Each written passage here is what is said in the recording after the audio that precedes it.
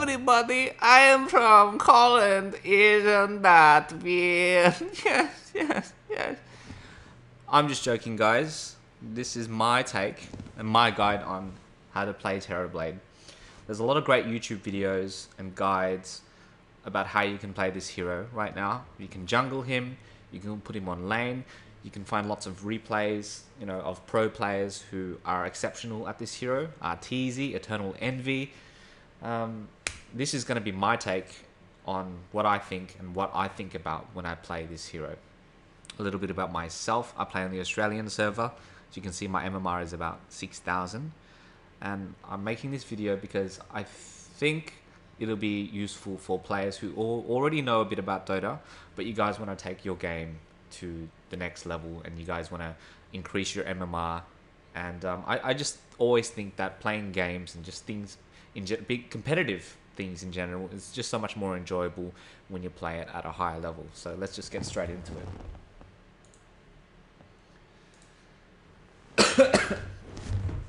Let's talk about starting items. A lot of pro players, what they'll get is they'll get the Tango, Stout Shield, and a Quelling Blade. So the Stout Shield gives you a bit of block, and the Quelling Blade gives you, a bit of extra last hitting power. But for me, in these ranked matches, I think this game was one of the games that took me to 6k. And the reason why I chose this replay is as opposed to another one where it was, because this replay is a stomp. I just think games where I just think it'd be a lot more fun for viewers to watch stomps, because seeing one guy just like smashing the entire team is really satisfying. But I think from a learning perspective, it's probably better to study games where it's extremely even, and you look for what difference and what did you do that was able to turn the tide of the game that allowed your team to win. So I think that's, from a study perspective, that's probably a lot better. But anyways, I think this will be a fun game to watch, and that's why I chose it. So what I did just now was I ran to the rune, which I think you should always be doing as opposed to blocking. I think it's better if you got your support to block. You should always be going to get the first rune. Especially with the new bounty rune now, there's a lot of things that you could do as well. If you get like a haste rune or a double damage rune, it's very useful, I think. And with that upcoming 6.83 patch, where they're just giving the new bounty rune, I think, where it gives you 100 gold, 100 EXP, then it means that there's going to be a lot more contests for that first rune. So let's talk about the lane and what's happening during the laning phase and things that that are important during the laning phase. Everybody knows this. Last hits, you gotta get that CS. So you can see me trying to CS here, and try to get denies if you can. Like, if you had to choose between getting a CS and getting a deny, I definitely would just go for the CS, and I wouldn't bother denying if that was the case. Because ultimately the goal is for you to get massive as a core hero so that you can just steamroll over your enemies.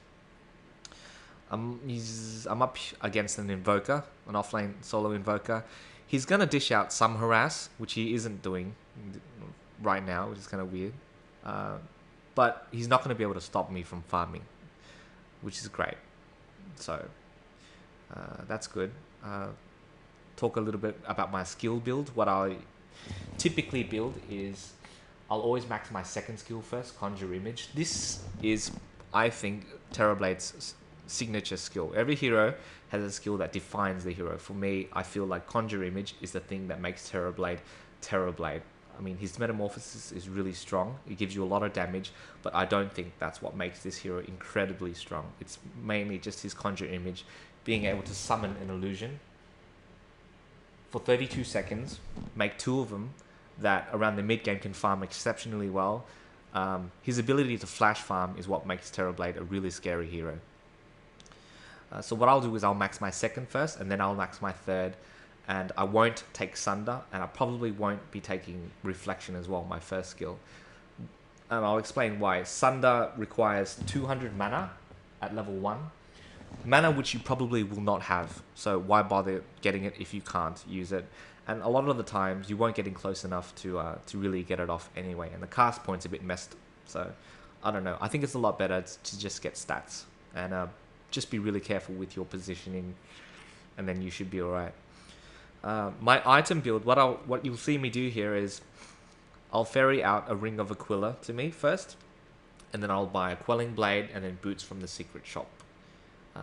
With these items alone, you can already go into the jungle and farm indefinitely if the lane was a difficult one and you weren't able to stay in the lane. Not in this case, but I'm talking other games where there might be like a tough dual lane or like a hero that might give you a bit of a headache. So at the moment, right now, I'm just focusing on getting last hits, missing a lot. Kind of sucks, but shit happens, and you're just trying to make the most out of what you can get. So it's fine. There's really no stressing about it. Just wing it and just go with it and just see what happens. Terrorblade's biggest strength is his mid game. Like if you have a decent start at all and get the items that you need up around 12 minutes, which is a Yasha, boots, and these items which I've got here, that's enough for you to just like start getting out of control. One of the other things that I didn't mention was that I last picked Terrorblade, or at least I tried to in most of the games that I do play him. It's because he's very easily countered. If you run a tri-lane against him, or if you run an early aggressive lineup against Terrorblade, then he can be shut down, which means that he can't get that start that he needs. And Terrorblade's one of those heroes where if he's shut down a lot, it's really hard to... While he has a great comeback mechanic with his farming ability, with his Conjure Image, like he can flash farm really quickly if you give him just a little bit of space. If you shut him down, then he's basically fucked. So that's why last picking is a lot better if you can get away with that. Some of the heroes that are exceptional against Terrorblade include, I think, from my personal experience, Sand King, Timbersaw. These are the best offlane heroes against Terrorblade. Timbersaw, Clockworks, Tide Hunter, even dual lanes give him the hardest time. What you'll see me do here is trying to pressure the tower, and whenever the lane is pushed up really far and then the enemy offlaner is pulling the creep wave to their tier 2 tower, or like pulling it back, then you'll want to go to the neutrals and try to get at least one camp if you can. It's really just about maximizing farm and taking whatever you can get in the early game. So around this time, as you can see, I will be going to the secret shop soon to be getting the first piece of my Yasha. With these items, you're really strong. You can already be jungling like really fast and getting like a jungle gold and EXP probably as close as if you were just to farm. So if you had a support hero that needed a level 6, then you could do that and let him sit in lane and let him get 6.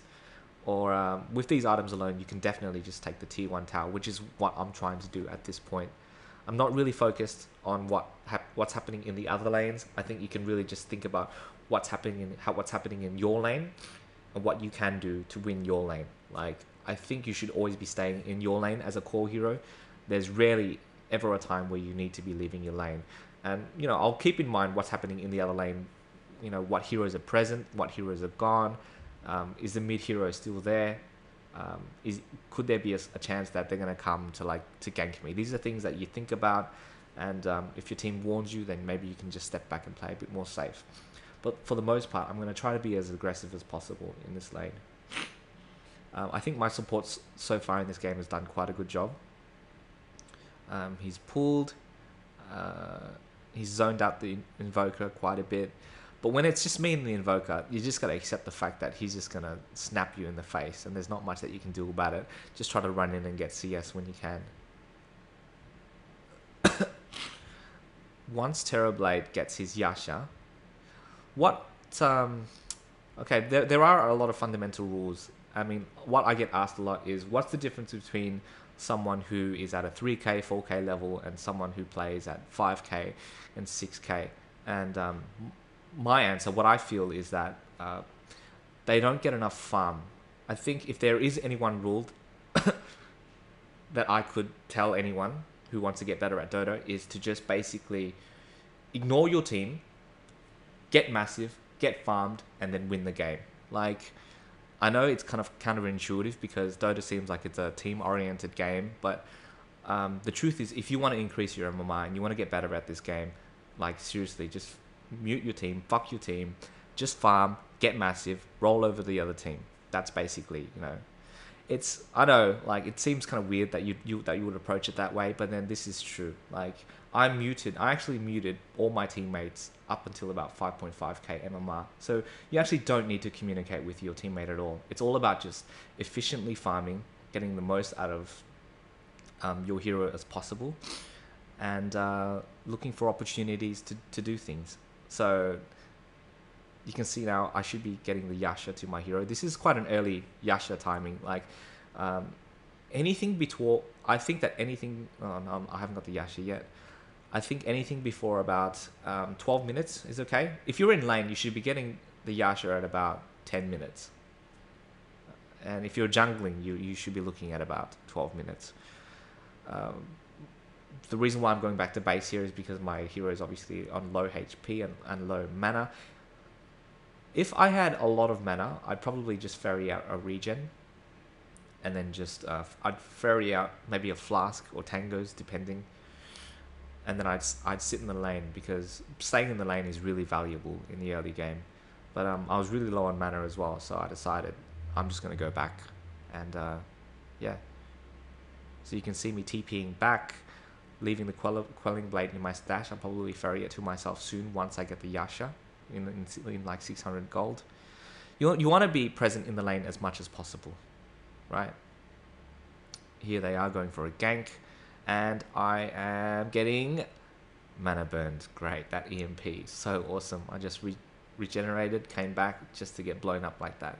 So I'm obviously hating life, but our team's going for a big fight here. Not really, just smashing the other team, getting a kill. Can I get the last hit? Yes, please. Thank you very much.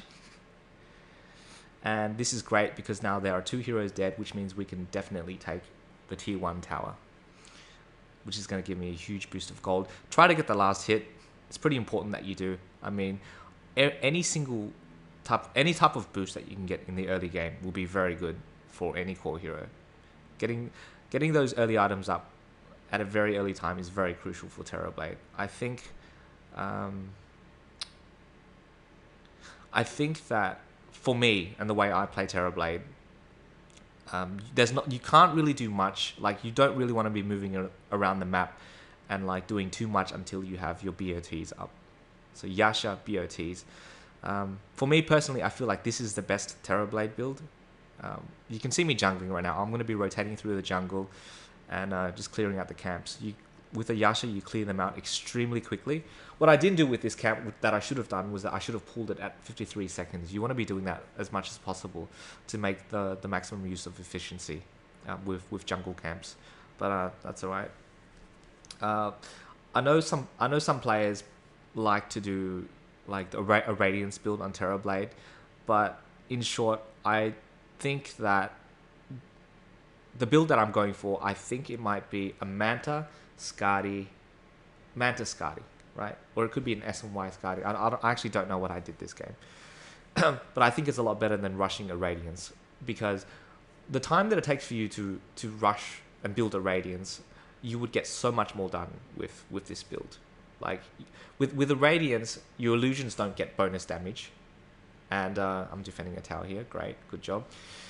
Your illusions don't get the bonus damage from the relic, and the time that it takes for you to actually farm up the relic, you can do so much more with this build. Like, I shit you not, you'd probably be able to farm at least one big item worth with this build, in addition to what farm you would have had if you ran with a Radiance. And besides, you don't see pros really going for this besides Black, right?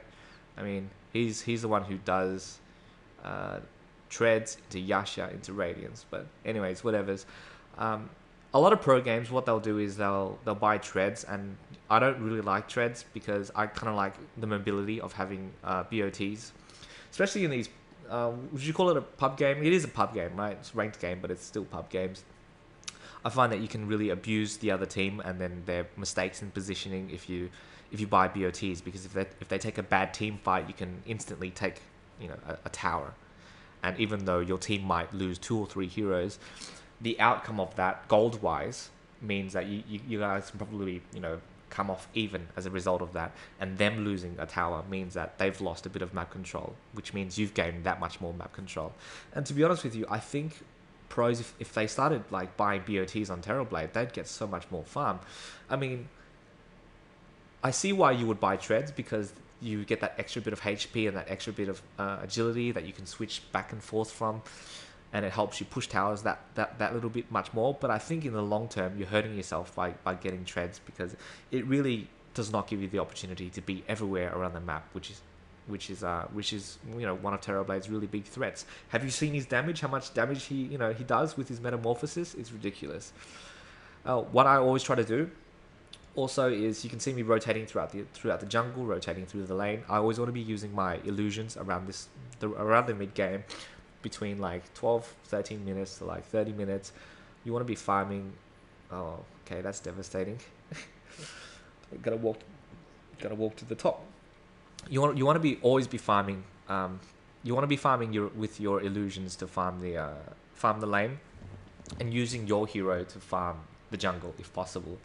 I don't know how other players set up their hotkeys, but for me, I put my main hero on 1, so control 1. I control a bit like StarCraft. I put my illusions on 2, and I put all of them on 3, and then that's how I micro my heroes.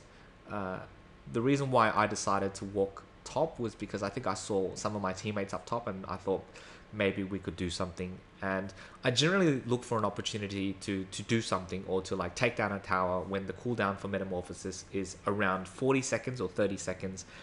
If I'm on low HP or mana, I'd probably walk back to the base, and I'd run out hoping to like do something, so that when my meta cools down, like now at the perfect time, you can just go and you can take a tower, or maybe like take a team fight or something. Like Terrorblade is only good if you've got your metamorphosis. If you don't have it, you're absolute shit. And another thing I'll mention is Terrorblade is not a team fighting hero. He's absolutely dog shit at like fighting. If the enemy team wanted to kill you at all, if they decided, I'm going to kill this guy, you're probably going to die, because he dies so quickly. I mean, look at my HP. It's only 900. So you got to be really careful with your positioning, where you're moving around the map, that kind of thing. This is why BOTs is really great. You can really force your enemy's hand, force them to do what you want them to, where you want them to move. Like, I think that's one of the great things about Terrorblade. Being able to control and manipulate your team where they are really helps you win the game. Oh, great. Fight's breaking out. The Witch Doctor's going to die already, which is why I go for the Clinks. Now, I know he's going to go invis, but why not chase him anyway? Maybe there's a chance that... Exactly, that's what happens. Viper comes in with a Dusk. 2 heroes down, which means that their middle tower is probably going to go down, even though I don't have Metamorphosis. So I'm going to try for it anyway.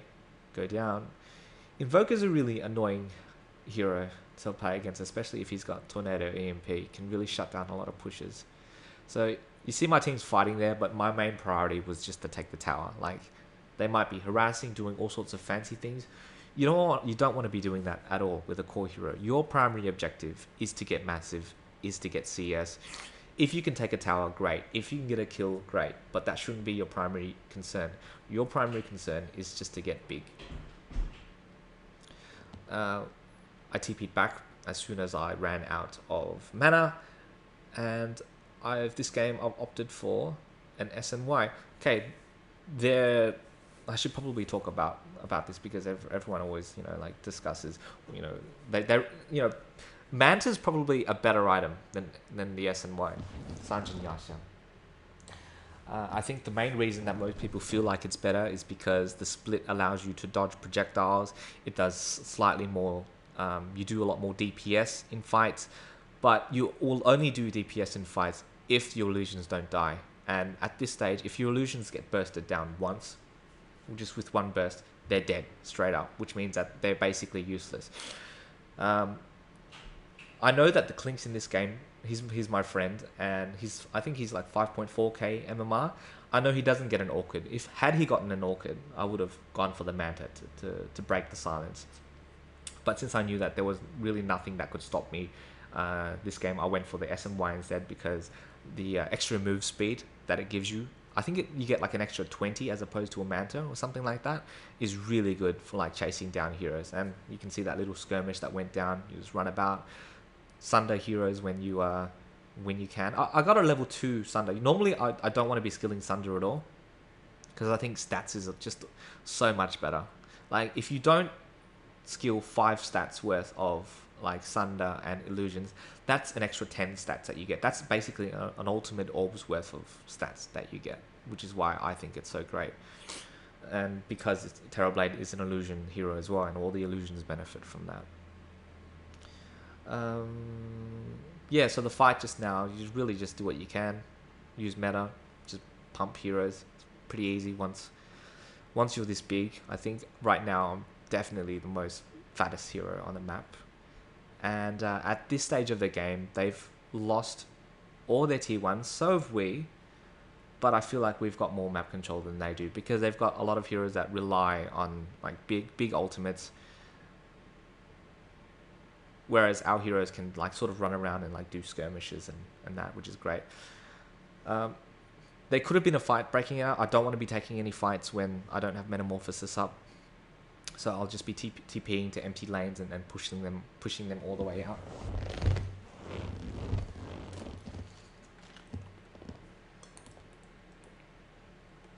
What I should be doing here is pushing with my illusion and then running into the jungle with my main hero. But okay, good. That is what I'm doing. You can see me doing that.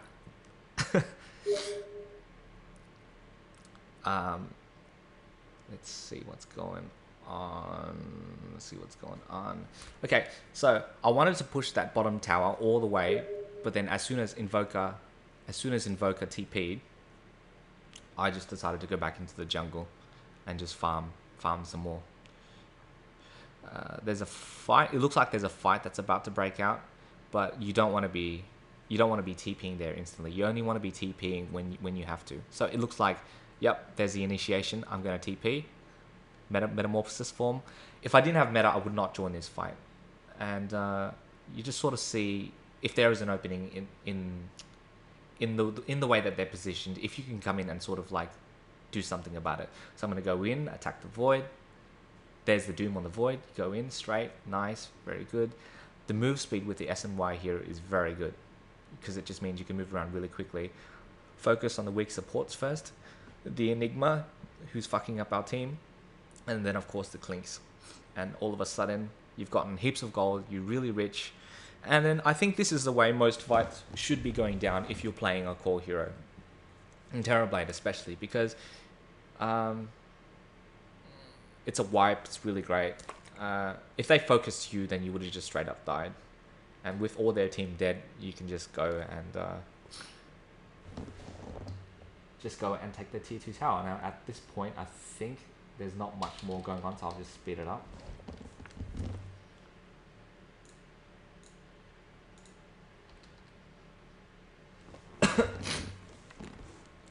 So rotating between the jungle, farming as much as I can, sending my illusions into... I'll almost always go for Roshan right after getting a Skadi, because you can solo it very quickly. And then after that, I will sell my Ring of Aquila and get a butterfly, if I'm going to just go for a full push strat. If you want to be fighting a lot more, then what you would be getting is probably a BKB and then a butterfly. But what I've opted for is a butterfly. And one other thing that you'll notice that I did was I didn't sell my Quelling Blade. Quelling Blade is one of the best items on Terrorblade to keep until late game. You wouldn't want to sell it until you get like your last butterfly or something, because in the late game, a Quelling Blade does as much damage as a butterfly to creeps, and you push like 30% faster. That's why it's a lot better than a Ring of Aquila, in my opinion. So at this stage, you want to just be TPing everywhere around the map, pushing into their base whenever you know you have an opportunity. You really can just run in and kill the entire team at this point.